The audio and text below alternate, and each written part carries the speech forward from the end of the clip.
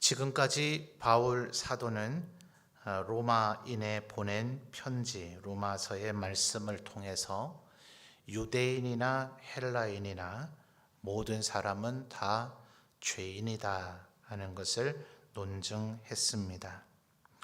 유대인들은 율법을 가지고 있었기 때문에 우리는 율법을 소유하고 있었다 이렇게 주장하겠지만, 율법으로는 구원을 얻게 되는 것이 아니라 오히려 자신이 죄인이라는 것을 더욱 선명하게 확인하게 해주기 때문에 일종의 죄를 증가시키는 효과가 있는 거죠.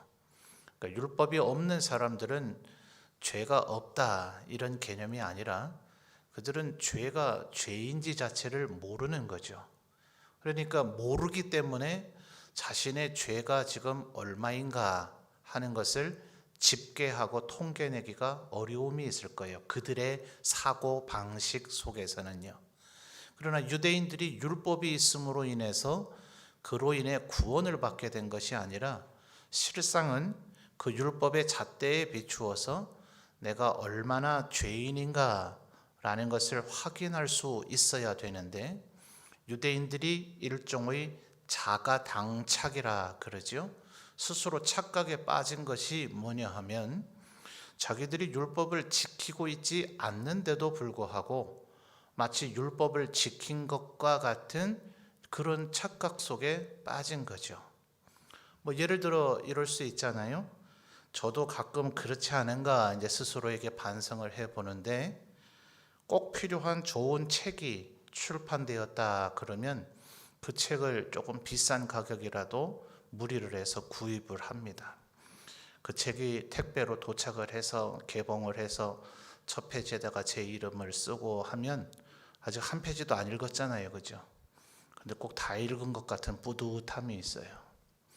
여자분들은 혹시 어떠세요?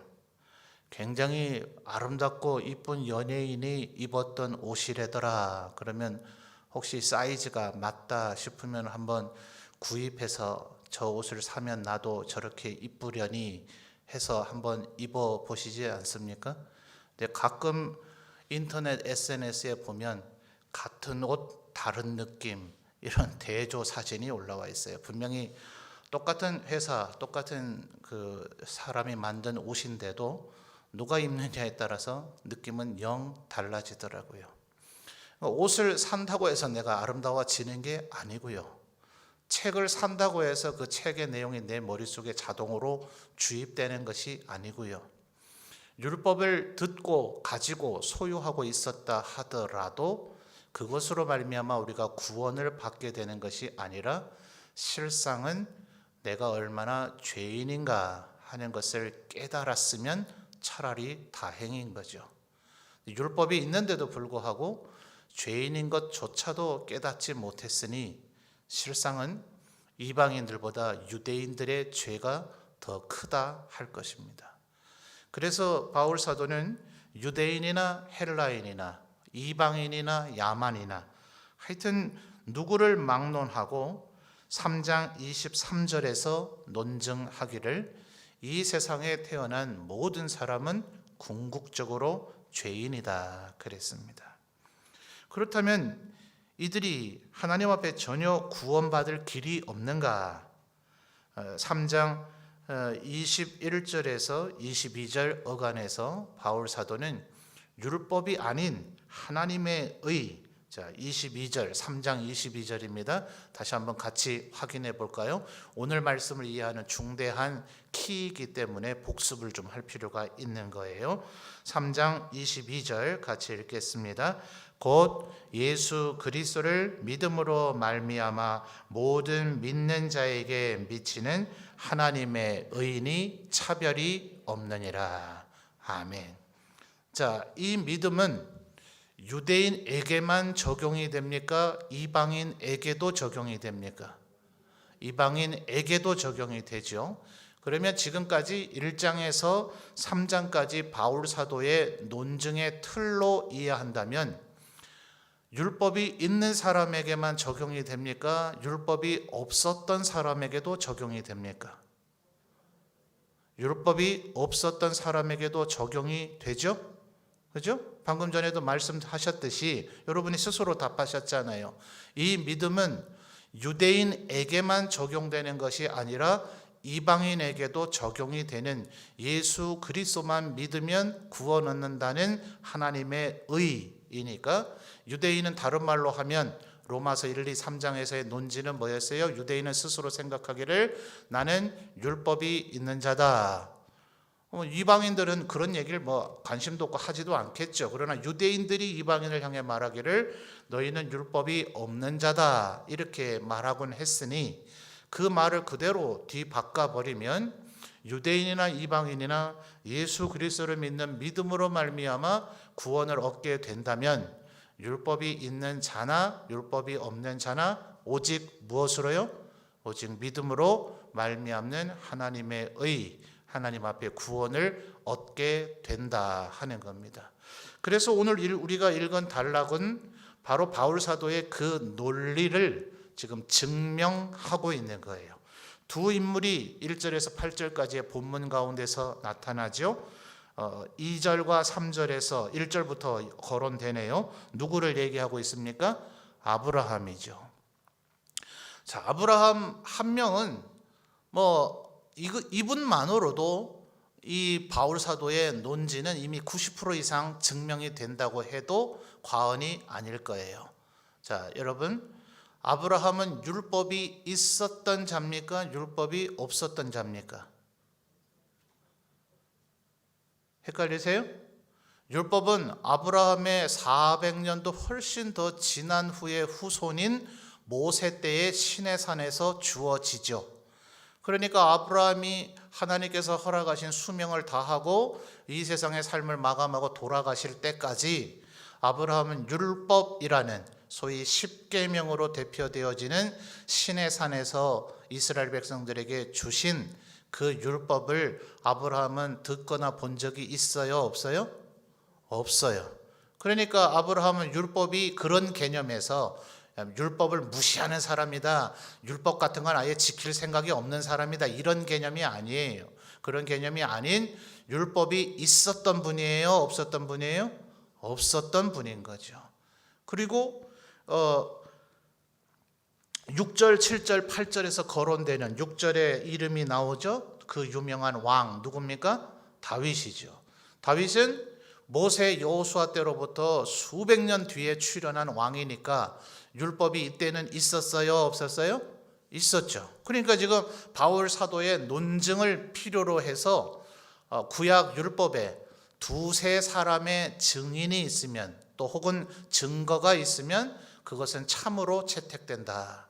한 명의 증인이나 하나의 증거로는 그것을 참으로 인정해서는 안 된다.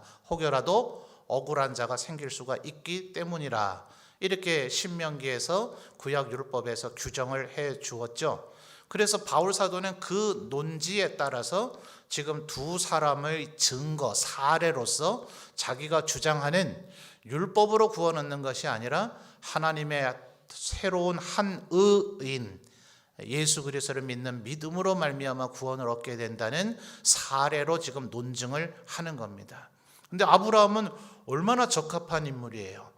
율법이 이때는 없었다 하는 개념에서는 모든 이방인들의 표본과 모델이 될 만한 인물이고, 유대인들에게는 우리의 조상이다 라고 신봉하고 있는 이인이, 비록 아브라함 때는 율법이 주어지지 않았다 할지라도 모든 유대인이 아브라함도 이렇게 구원받았지 않았냐 라고 하면 유대인 모두가 승복할 만한 좋은 모델이죠. 그러나 아브라함 때는 아직 율법이 주어지지 않았기 때문에 율법이 주어져 있는 상황에서 다윗은 어떻게 하나님 앞에 구원을 받았는가, 이렇게 두 사람을 사례로서 율법이 있든 율법이 없든 오직 우리가 구원을 얻을 수 있는 길은 예수 그리스도를 믿는 믿음밖에 없다라는 것을 바울 사도가 지금 논증하고자 하는 것입니다.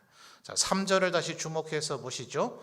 바로 그 아브라함이 오직 믿음으로 하나님 앞에 구원받았다 혹은 의롭다 여겨짐을 받았다 하는 것을 설명하기 위해서 창세기 15장 6절 말씀을 인용합니다. 자, 3절 볼까요? 성경이 무엇을 말하느냐? 그다음 뭐라 얘기합니까? 아브라함이 하나님을 믿음에 그것이 그에게 의로 여겨진 바 되었다라고 얘기하고 있죠. 자, 창세기 한번 가서 찾아보죠. 창세기 15장 6절입니다.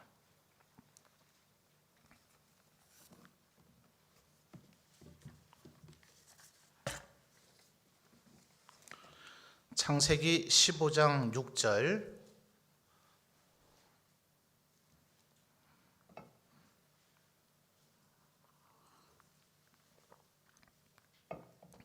자, 창세기 15장 6절입니다. 같이 읽어주세요. 시작. 아브라함이 여호와를 믿으니 여호와께서 이를 그의 의로 여기시고. 아멘. 자, 분명히 세 번째 단어에 아브라함이 여호와를 뭐해요? 믿으니 라고 얘기하고 있죠. 그래서 하나님 앞에 아브라함이 의롭다함을 받았다 하는 겁니다. 만약 율법이 있었다면, 이때에 모세 때 주어졌던 그 율법이 아브라함 때에 있었다면 그 율법을 가지고 아브라함의 삶과 아브라함의 인생을 만약 평가하고 채점하고 점수를 먹인다면 역시 아브라함도 합격점을 받지는 못할 거예요. 우리는 창세기의 기록을 통해서 굉장히 아브라함에게 또 혹은 이삭, 야곱, 요셉에게 굉장히 호의적인 시각을 갖기가 쉽습니다. 신약 성경에서 아브라함을 믿음의 조상, 믿음의 표본이라고 말하기 때문에 틀린 얘기는 아니나 사실은 객관적인 입장에서 아브라함, 이삭, 야곱, 요셉의 인생을 살펴보면 우리와 조금 거칠게 말하면 도찐 개찐이라 그러죠. 별반 다를 바 없는 허물들이 아브라함이나 이삭이나 야곱과 요셉에게도 있었단 말입니다.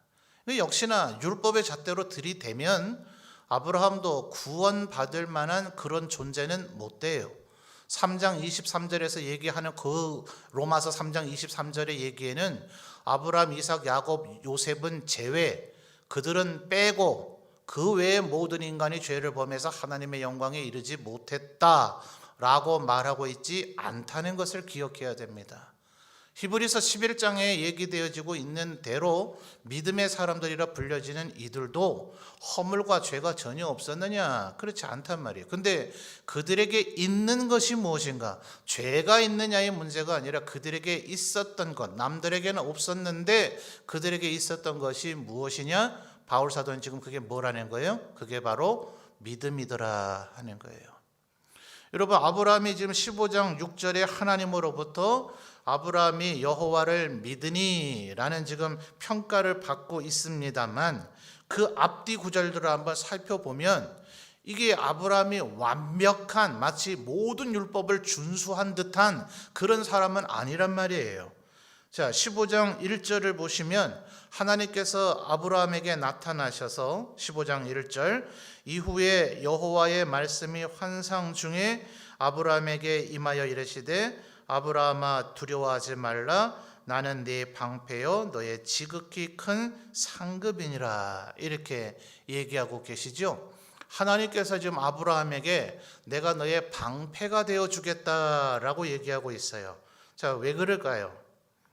그 앞에 보면 아브라함이 318명을 데리고 북방왕 그돌라오멜에게 포로로 잡혀간 조카 롯을 구출하는 그런 임무를 수행하죠.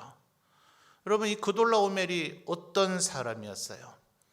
남방의 5개의 왕이 이 북방의 그돌라오멜이 가나안 모든 지역의 왕들이 섬기는 왕 중의 왕이었는데 아니 우리는 똑같은 왕인데 내가 너한테 왜 언제까지 조공을 바쳐야 되느냐? 이래서 소돔, 고모라, 아드마, 스보임, 소알 이 5개의 왕이 동맹을 맺어서 더 이상 그돌라오멜에게 조공을 바치지 않겠다 이렇게 된 거죠. 그러니까 그돌라오멜이 니들이 아주 간이 부었구나 이러면서 그 5명의 왕이 있는 지역으로 직진으로 공격해 오지를 않았다 그랬어요. 창세기 설명할 때 제가 여러 차례 설명드린 바가 있습니다. 마치 우리나라로 비유하기가 지리적으로 이해가 쉽다면 만주벌판에 북방왕 그돌라오멜이 있었다면 한양, 서울로 내려오려면 평양이나 개성 루트로 해서 내려오는 게 가장 빠른 직진 루트일 거예요. 근데 그돌라오멜은 그렇게 하지 않았어요. 일부러 함경도를 다 박살내고 강원도 다 박살내고 쭉 남쪽으로 내려와서 경상도 다 박살내고 서쪽으로 돌아서 전라도, 충청도까지 다 박살내고 난 후에 한양 지역, 서울 지역인 소돔 고모라의 지역으로 공격해 들어왔어요. 그 누구도 이렇게 안 합니다. 그 여러 지역을 공략하는 동안 언제 어떤 변수가 생겨서 내가 패전하게 될지 모르기 때문에 전쟁을 하는 사람들은 가장 빠른 시간에 가장 짧은 루트로 가장 비용을 적게 들이면서 내가 목표한 전략적 거점을 확보하느냐, 이렇게 전쟁 계획을 세우지 이런 무모한 계획을 세우지 않아요. 왜 그랬을까요? 가나안 너희 중에 나한테 감히 대항할 수 있는 자가 누구냐? 모두에게 본보기를 보여주는 겁니다. 이제 앞으로 그 누구라도 한 놈이라도 나에게 대항을 하면 가나안 전역이 쑥대밭이 될 거라는 걸 똑똑히 봐라. 연대 책임을 지우려고 하는 의도입니다. 그들에게 공포심을 심어주려고 하는 의도예요. 그 의도는 성공했고 가나안 전역은 쑥대밭이 돼버렸고, 그리고 소돔 지역의 그 모든 사람들과 재물은 전부 다 포로와 노획물로 가져갔어요. 그러니까 이 그돌라오멜의 병력이 얼마인지 성경은 얘기해 주질 않지만 적지 않은 병력이었을 거예요. 그렇기 때문에 그들에게서 조카 롯을 구출해 오고 빼앗겼던 물질들을 전부 다 되찾아 오는 것을 318명이 가능했다. 이걸 기록하고 있는 거예요. 318명이 그런 일을 하고도 남을 만한 인원이면 그렇게 기록하지 않죠. 여러분, 민수기 첫 부분과 민수기 끝 부분을 보면 이스라엘 백성들이 출애굽했을 때의 남자 20세 이상의 장정, 군인대로 나갈 군인의 숫자죠. 그들의 숫자를 얘기하고 있는데 몇 명이라 그럽니까? 흔히 우리가 60만 그러죠. 정확히는 틀린 얘기입니다. 60만 몇백, 몇십, 몇 명이 있어요.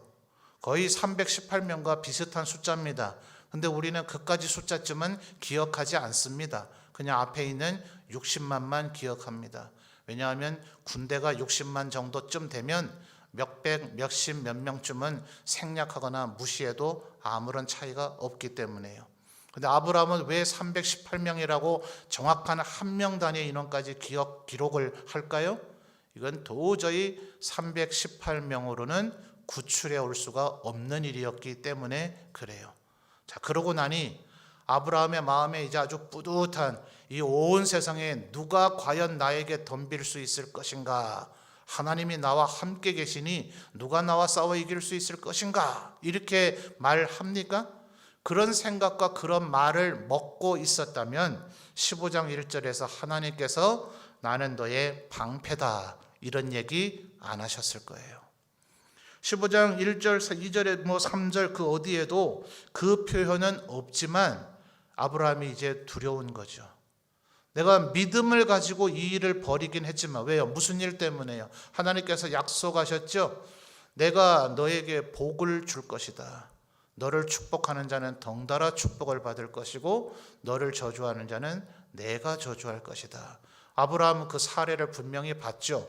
자기가 거짓말했기 때문에 애굽 왕에게 자기가 얻어맞든지 물질을, 재산을 다 뺏기든지 아니면 극심한 손해를 보고서 애굽 땅에서 물러나왔어야 되는데 자기 아내를 누이 동생이라고 거짓말한 건 아브라함 자신인데 오히려 하나님께서 애굽 가기 전에 비해서 애굽에서 나올 때 어마어마한 부자가 되게 해 주시더라. 하나님께서 내게 하신 그 약속이 허튼 말이 아니구나. 하나님께서 내게 약속하신 그 말씀을 신실하게 뭐 한다고요? 지키는구나 라는 것을 지금 아브라함이 뭐 하고 있는 겁니까? 믿고 있기 때문에 겨우 318명밖에 되지 않는 사람들을 데리고 그돌라오메를 공격하는 일을 했더란 말이에요. 그러나 마음에는 어때요? 여전히 두려움이 있더라는 거예요. 그러니 율법의 잣대로 보면 지금 아브라함이 의로워요? 의롭지 않아요? 의롭지 않죠. 마음에 두려움이 여전히 있는걸요. 그러나 하나님께서는 그 부족함, 연약함, 율법의 의로움을 충족시키느냐, 그런 관점에서 보는 것이 아니라 아브라함이 어떻게 그돌라오메를 공격할 수 있는 그런 용기와 담력을 낼 수 있었겠는가? 정신 나간 겁니까? 무모한 거예요? 아니죠. 이런 일을 하면 하나님께서 나를 도와주실 것이라는 뭐예요? 믿음이 그에게 있었기 때문에 그가 그 일을 감당했으므로. 여러분, 다시 한번 말씀드리지만 고대인들에게는 특별히 노략은 권리입니다. 전쟁터로 전사를 끌고 나오려면 왕이든 족장이든 누구든 간에 그들에게 그것을 약속해야 됩니다. 너희들이 이 전쟁에 나가서 승리하게 되면 너희들이 뭐 하루든 3일이든 혹은 일주일이든 아니면 영구이든 너희들이 가서 싸워 이긴 그 땅을 아예 너희에게 주겠다. 그들의 전사를 죽이고 나면 살아남아 있는 부상병이든 하여튼 항복한 사람이든 전사든 여인이든 아이든 전부 다 너의 노예로 주겠다. 뭐 네가 아내를 삼든지 말든지 그건 네 마음대로 하면 된다. 그들이 소유하고 있던 모든 금은 보화, 보이는 사람이 먼저 갖는 사람이 임자다. 이게 근대로 오니까 이제 일부러 이걸 전략적으로 이용하는 사람도 있죠. 적에게 도저히 내가 승리하지 못할 것 같을 때 일부러 금부치 같은 것들을 적군에게 노출을 시킵니다. 그러니까 이들이 이제는 거의 이겼다 싶으니 먼저 갖는 사람이 임자니까 금은 보화를 가지려고 그쪽으로 몰려가다가 거기에 함정을 설치해서 역습을 해서 전세를 뒤집어 엎었던 전쟁들이 있어요. 그리고 그렇게 되면 한번 전쟁에는 승리할 수 있을지 모르지만 정복당한 사람들의 원성이 너무나 심하기 때문에 그 땅을 영구히 통치하지는 못하죠.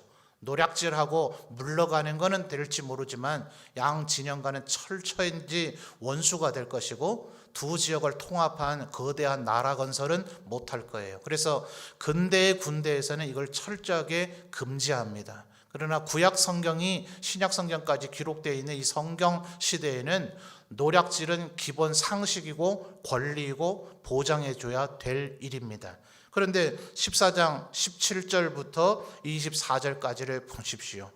하나님의 제사장이라는 멜기세덱이 왔을 때 그에게 얻은 전리품의 10분의 1을 드릴 뿐 나머지 것은 전혀 한 가닥도 취하지 아니하고 소돔 왕에게 되돌려 줍니다. 왜 그래요? 10분의 1을 왜 줘요? 이 승리가 내 능력, 내 재주로 된 것이 아니라 하나님의 은혜로 됐다는 것을 믿고 인정한다는 고백의 행위입니다. 왜 소돔 왕에게 그걸 다 돌려줘요? 내 인생, 내 부유함, 내 삶의 모든 문제는 하나님이 책임져 주시기 때문에 이까짓 것 없어도 아무 상관없다는 믿음이 그에게 있는 겁니다. 자, 그러니 아브라함에게 율법이 지금 필요가 있습니까? 없습니까? 없어요.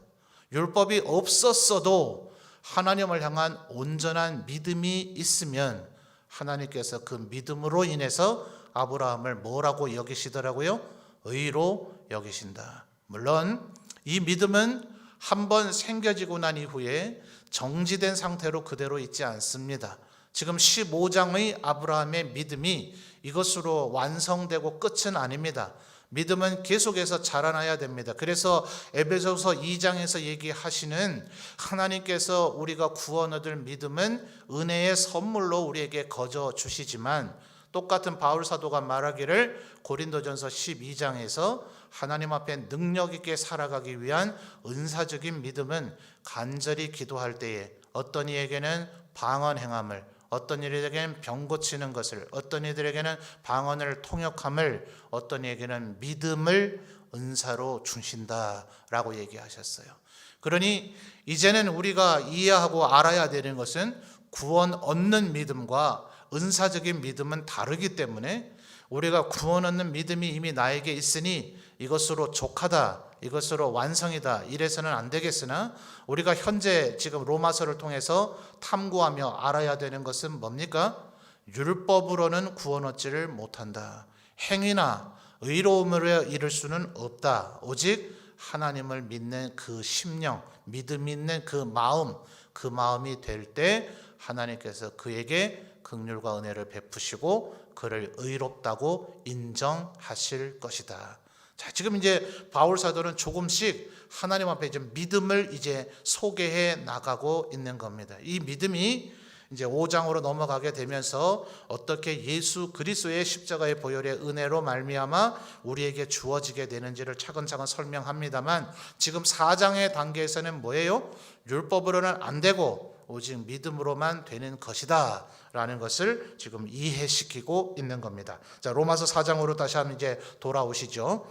1, 2, 3절 로마서 4장 1, 2, 3절에서 얘기하고 있는 아브라함에게 해당되는 믿음으로 말미암은 의는 충분히 이해가 되셨으리라 생각이 되어져요.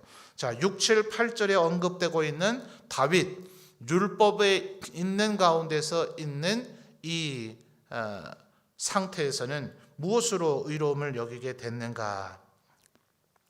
자, 특별히 4절, 5절, 6절에서 이 일을 하면 삭슬 받는다. 근데 그건 은혜가 아니죠. 일종의 기브 앤 테이크죠. 노동자는 자기의 고용인 사장님에게 노동을 제거하고, 그죠? 그리고 사장님은 그들에게 품삯을 주는 거죠. 그러니까 기브 앤 테이크예요. 주고 받고 하는 겁니다. 그러니까 그건 은혜가 아니죠. 당연히 받아야 될 것이에요. 그렇기 때문에 경영자들이 노동자들에게 정당한 임금을 주지 않으면 세상에서는 그것을 허용하고 방관해 줄지 모르지만 하나님 앞에서 그들이 슬피운 눈물이 만약 있다면 그 죄값을 치러야 될 것이라고 성경 여러 곳에서 얘기하고 있죠. 너희가 사장이라고 너희가 제일 높은 사람이라 여기면 안 되고 하늘에 너희의 사장님이 계시다는 것을 기억해야 된다. 너희가 기껏해야 과장이나 부장쯤이나 되겠느냐, 말하자면 그런 논지로 얘기하고 있다는 것을 기억해야 되죠. 자, 어쨌든 그 다윗이 지금 그 율법이 있는 가운데서 어떻게 의롭다함을 받았는가? 자, 우리는 이것이 밧세바의 범죄 사건과 관련이 있다는 것을 우리가 알 거예요. 물론 7절과 8절에 인용된 말씀은 시편 32편 1, 2절을 인용하고 있는 겁니다. 밧세바하고 범죄하고 나서 나단 선지자가 와서 책망했을 때 다윗이 지은 시는 시편 51편으로 우리가 유명하게 알려져 있죠. 그런데 이 32편은 그것과 관련이 되었을 것이라고 밖에 보여지지 않는, 그 외에 다윗이 이렇게 표현할 정도의 또 다른 큼직하고 처절한 범죄가 있었던가? 자, 오늘 7, 8절에 보면 세 가지 중대한 단어가 나옵니다. 자, 7절부터 볼까요? 불법이, 그 다음 무슨 단어 나오죠? 사함. 자, 여기 동그라미 쳐놓으세요. 불법이 사함을 받고 이렇게 연결이 되어 있지만 제일 끝에 있는 단어인 복이 또다, 여기로 연결이 되는 거죠. 그러니까 말하자면 세 가지 조건을 각각의 별개 문장으로 분리를 한다면 불법이 사함을 받은 사람은 복이 있다. 첫째 이겁니다. 그러니까 사함이라고 하는 이 단어가 굉장히 중요하죠. 두 번째, 죄가 가리워진 사람들은 복이 있다. 그러니까 죄가 가리워졌다, 이 얘기입니다. 세 번째, 주께서 그 죄를 이번에는 뭐죠? 인정하지 않은 사람은 복이 있다. 자, 다윗이 자기가 받은 그 은혜가 하나님께서 나의 죄를 사하셨고 내 죄를 가려지게 하셨고 그리고 내 죄를 인정하지 않으셨다 하는 거예요. 자, 이것은 여기서 지금 예수 그리스도로 말미암는 의라고 분명히 얘기했잖아요. 3장 21절에 이제는 율법 외에 하나님의 한 의가 나타났다. 지금 바울 사도가 이걸 알아야 된다, 이걸 믿어야 된다 지금 얘기하고 있는 거잖아요. 율법 가지고 지금 유대인과 이방인이 논쟁하고 있을 때가 아니다. 유대인이 이방인들에게 잘난 체할 때가 아니다. 너희나 이방인이나 똑같고 그것으로는 구원 못 받고 하나님의 한 의, 율법 외에 나타난 하나님의 한 의인데 3장 22절에 그게 뭐라 했다고요? 예수 그리스도를 믿는 믿음으로 말미암는 하나님의 한 의인데 다윗 왕 때 예수님이 아직 태어나지 않으셨잖아요. 자, 구약 시대에 예수님은 아직 태어나지 않으셨지만 세례 요한이 예수께서 오실 때 구약의 예언들을 가지고 또 성령께서 네가 세례를 주는데 누군가의 머리 위로 성령이 비둘기처럼 임하거들랑 그가 이 사람인 줄 알라 하셨기 때문에 세례 요한이 큰 소리로 외치죠. 뭐라고 얘기합니까? 보라, 세상 죄를 지고 가는 하나님의 어린 양이로다.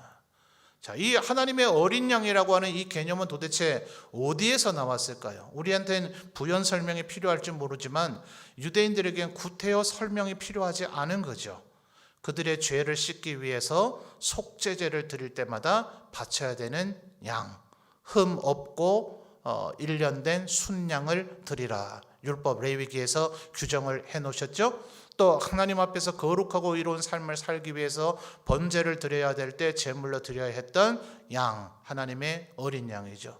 더더군다나 나아가서 이것은 번제나 속죄제의 문제는 개개인의 죄를 씻기 위한 것이겠지만 1년에 한 번씩 대제사장은 2마리의 양을 택하거나 혹은 양과 염소, 우리 한글 번역에는 조금 다르게 번역하기도 했지만 구약 학자들은 얘기하기를 성경시대, 특별히 구약시대에는 양과 염소라는 것을 굳이 그렇게 구별하지 않았다고 봐야 된다라고 주장하는 이도 있습니다. 그래서 흔히 아사셀이라고 불려지는 그 양 혹은 염소 2마리를 이제 대속죄일이 되면 선택하게 됩니다.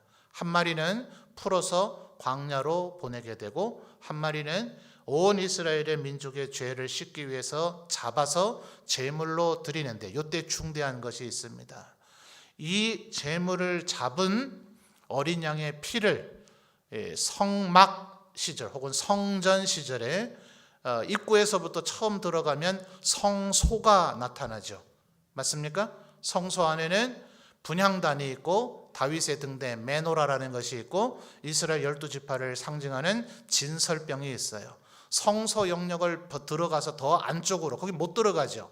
성소도 제사장밖에 들어가지 못하고 그 안쪽에 있는 더 거룩한 성소이기 때문에 지성소라고 불려지는 그 안에 하나님의 언약궤, 법궤가 놓여져 있는데 거기에는 대제사장이 1년에 한 번밖에, 바로 이 대속죄일에 들어가게 되죠. 그 언약궤를 이제 거기다가 안치를 해놓고 그 위에 금으로 된 뚜껑을 덮었죠. 금 위에 천사 그룹 둘이 날개를 양 그 귀퉁이 네 귀퉁이에 드리워져 있는 덮개를 그 위에 대어 덮게 되는데 그곳을 뭐라 그럽니까? 시온소 혹은 시온좌라 이렇게 부르게 되죠. 그래서 그 법궤가 있는 그 위에 그 뚜껑을 덮은 시온좌 양 네 귀퉁이에 뿔이 있어요. 그 뿔에다가 이 대속죄일에 잡은 어린 양의 피를 바른다 혹은 뿌린다 이렇게 해야 되는 겁니다. 대제사장이 그 일을 해야 되는 거예요. 자, 법궤 안에 뭐가 있습니까? 3가지가 있죠. 만나 한 호멜 항아리와 아론의 쌍난 지팡이와 제일 중요하다 할 수 있는 뭐가 있습니까? 십계명으로 대표되는 율법 돌판이 그곳에 있죠. 자, 지금 뭐로 하고 있다고요? 어린 양의 피로 말미암아 거기에 피를 뿌리거나 혹은 발라버려요. 그러면 율법에다가 십계명 2 돌판에다 바르는 건 아니지만 그 2 돌판을 담아놓은 법궤 위를 덮고 있는 시온자의 4 귀퉁이에 피를 바르기 때문에 상징적 의미적으로 십계명에다가 피를 바르는 것과 같은 거예요. 그것이 7절의 2번째 단어입니다. 죄가 어떻게 됐다고요? 첫 불법이 사함을 받았고 2번째는요 죄가 가리워짐을 받은 사람은 복이 있다. 율법의 입장에서 볼 때는 어린 양의 피가 자기를 덮어버려서 인간의 죄, 율법의 효능이 율법으로서 개성인이 너는 이런 죄가 있잖아 라는 것을 지금 못하는 거예요. 피로 덮여져 버렸기 때문에.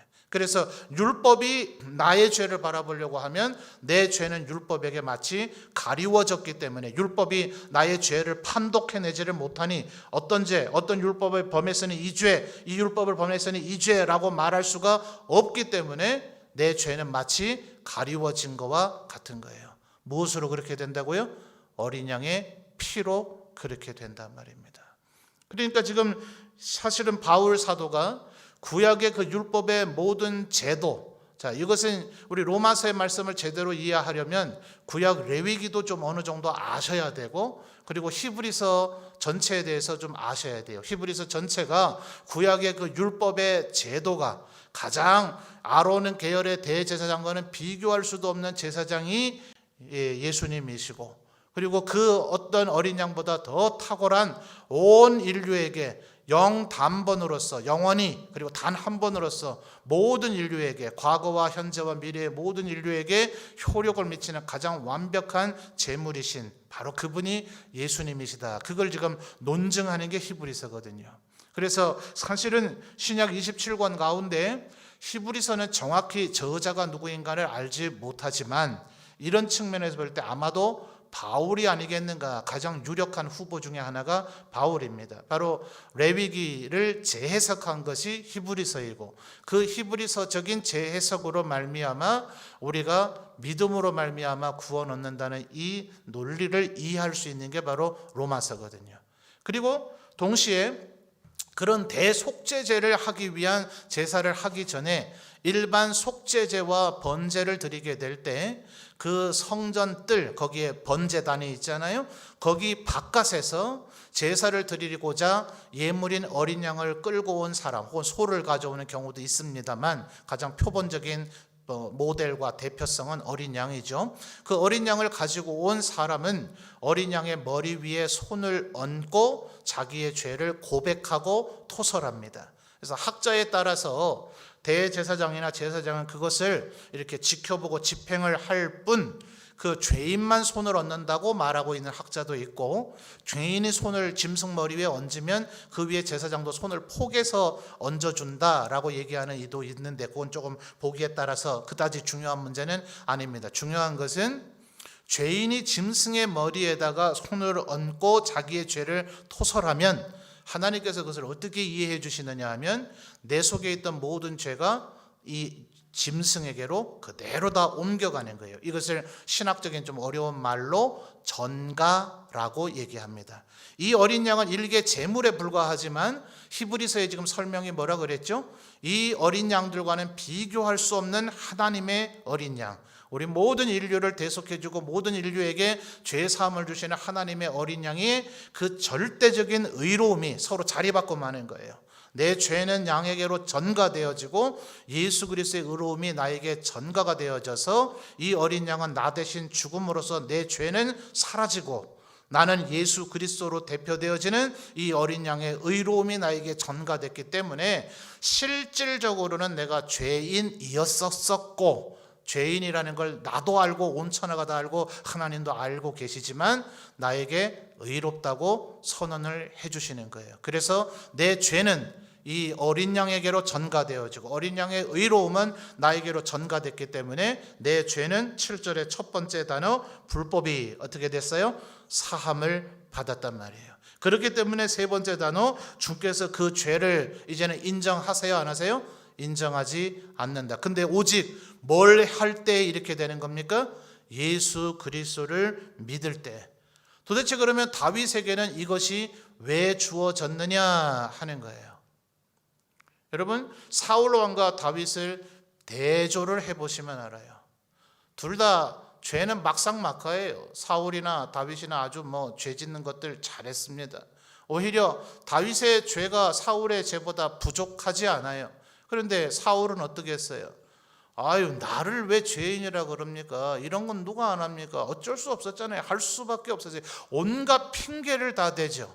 그러니 오죽하면 사무엘 선지자가 말하기를 순종이 제사보다 낫다 했는데 넌 참 말이 많다. 하나님이 짐승 다 죽이라 했으면 아말렉 짐승들 다 죽였어야 되지, 뭘 제사 드리기 위해서 백성들이 그걸 원한다고 해서 가지고 왔다고 핑계를 대느냐. 그러니 더 나가서 사울이 한다는 소리가, 제가 명색이 그래도 왕인데 창피스럽게 왜 백성들 앞에서 내 죄를 자꾸 지적을 합니까? 나중에 단둘이 있을 때 지적하실 것이지, 사무엘이 화가 나니까 너하고 더 이상 상대 안 하겠다, 말 안 하겠다 하면서 그 자리를 떠나려고 하니 사무엘의 팔을 잡으면서 왜 이러십니까? 지금 가면은 제 체면이 뭐가 됩니까? 끝까지 저하고 함께 있다 가셔야 되지요. 자, 회개해요, 안 해요? 뭘 믿지 않으세요? 하나님을 두려워하는 마음이 그가 없기 때문에 이런 망발과 망언과 만행이 나오는 거예요. 다윗은 어때요? 하나님을 믿으니 나단 선지자가 일종의 복에 따라서는 조롱 아닙니까? 임금님, 이 나라에 양이 엄청 많은 부자가 있는데 그 이웃에 양이 딱 한 마리밖에 없는 여인이 있었습니다. 자식도 없는지라 딸처럼 키웠습니다. 자기 집에 손님이 오니까 그 양을 뺏어서 손님을 접대한 사람이 있습니다. 다윗 왕이 뭐라 그래요? 그런 나쁜 놈이 내 왕국 안에 있단 말이냐. 그 자는 반드시 죽어야 될 자다. 그래 나단이 뭐라 그럽니까? 그게 바로 당신이에요. 이 얼마나 수치스럽고 조롱돼 버린 거예요. 그러니까 다윗이 뭐라 해요? 야, 너 해도 너무하네. 네가 선지자면 다냐? 너 왜 이렇게 무례해? 그냥 와서 임금님 죄 지으신 거 있죠? 하나님께서 당신이 이런 죄를 졌다고 하십디다 라고 얘기하면 될 것이지 왜 사람을 도망신을 줘? 이렇게 다윗이 분노하지 않았죠. 온갖 할 말이 많았겠지만 아무 말도 하지 아니하고 할 말은 한 말은 딱 한마디. 내가 여호와께 죄를 범했노라. 아주 담백하게 인정하죠. 그리고 하나님 앞에 철저하게 일주일 동안 금식하면서 회개하죠. 신하들이 말렸으나 듣지 않았다. 밧세바가 낳은 첫 번째 아기가 죽고 났다는 얘기를 들을 때에야 하나님 앞에 용서를 빌었지만 그것은 허락하지 않으신다는 것을 알았을 때야 비로소 기도를 멈췄다. 그의 그 행동 속에서 그가 하나님을 믿고 하나님을 경외하고 있다는 것이 드러난 거죠.